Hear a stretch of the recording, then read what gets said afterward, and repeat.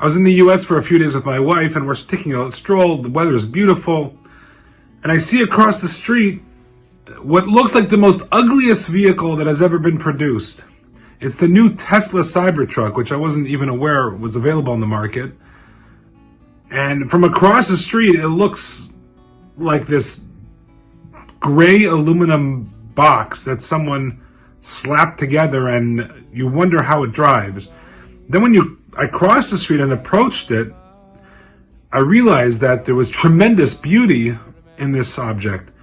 It looks like it's made out of one clean sheet of metal, perfect angles, beautifully shaped.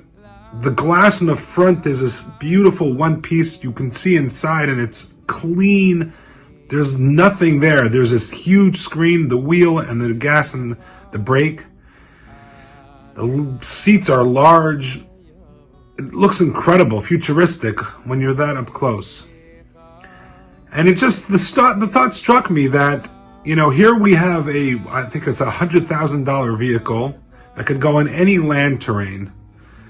That the greatest of the engineering minds of the United States at Tesla and SpaceX and all of Elon Musk's companies, which I spoke about a few weeks ago, were put the task to put together this mini tank. And I thought the juxtaposition of me seeing this vehicle out of all places and all times right before Passover was striking to me, because really Passover is the holiday that teaches us Jews to get back to basics. That is one of the central messages of Passover. What is the food that we're commanded to eat? Matzah, the most simplest of foods, not even fully baked bread. And that is how we enjoy the entire long days of the holiday. Not with these fancy, very expensive, shiny toys, but with the most simplest of substances. Because when you're aware of the most simplest things in life that the Almighty has granted you with, that begets tremendous gratitude and thanks for the blessings that we truly have. The person who bought this CyberTruck, I guarantee you in 3 years when they come out with a newer model that's double the price, he'll get that one and discard the current one.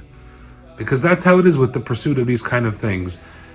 But Judaism tells us the opposite. The pursuit of the simpler pleasures of life is what's going to give you long-lasting blessing and success and leave a legacy for your children and grandchildren, which is why Passover, more than any other holiday we know, is associated with the children and the grandchildren and the grandparents all gathering together at the table. Because when you get back to basics, you feel blessed and you feel grateful, and that is what your children and grandchildren will notice, not necessarily the CyberTruck. Although, it would be nice to have one perhaps. Shabbat Shalom.